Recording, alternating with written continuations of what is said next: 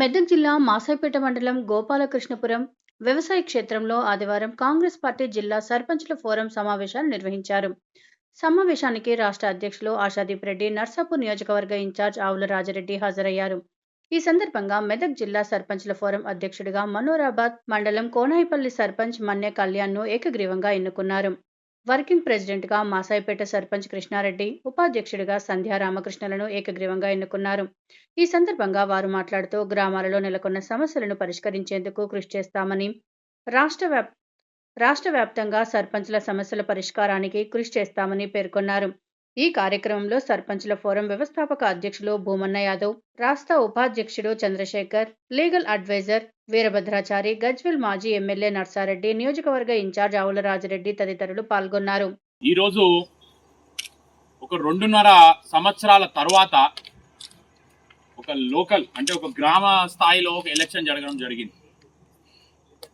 పోయిన 2.5 సంవత్సరాల నుంచి గ్రామంలో ఎటువంటి డెవలప్మెంట్ లేకుండా, ఎటువంటి ఫండ్స్ ఏమున్నాయో ఎవరికి తెలియదు, ఏం జరిగింది, ఏడ అభివృద్ధి జరిగింది అనేది కూడా ఎవరికి తెలియకుండా ఈరోజు 2.5 సంవత్సరాల తర్వాత సడన్గా మనని ప్రజలందరూ ఒక ప్రేమతో ఎన్నుకోవడం జరిగింది.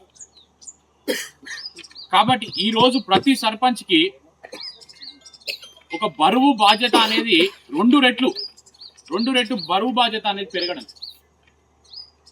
వాళ్ళకి ఈరోజు ఫండ్స్ కూడా మన సీఎం మన రేవంత్ అన్న గారు చిన్న గ్రామాలకి 5 లక్షల రూపాయలు, పెద్ద గ్రామాలకైతే 10 లక్షల రూపాయలు ఇస్తామని ఆల్రెడీ హామీ కూడా ఇచ్చిండు.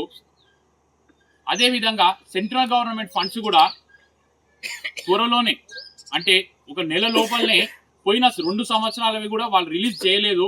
ఆ 2 సంవత్సరాలది ప్లస్ ఇప్పటిది ఈ థర్డ్ ఇయర్ది, అంటే టోటల్గా 3 సంవత్సరాల పైసలు సెంట్రల్ గవర్నమెంట్ ఫండ్ కూడా ప్రతి గ్రామ పంచాయతీకి త్వరలోనే మనందరికీ అందడం జరుగుతుంది.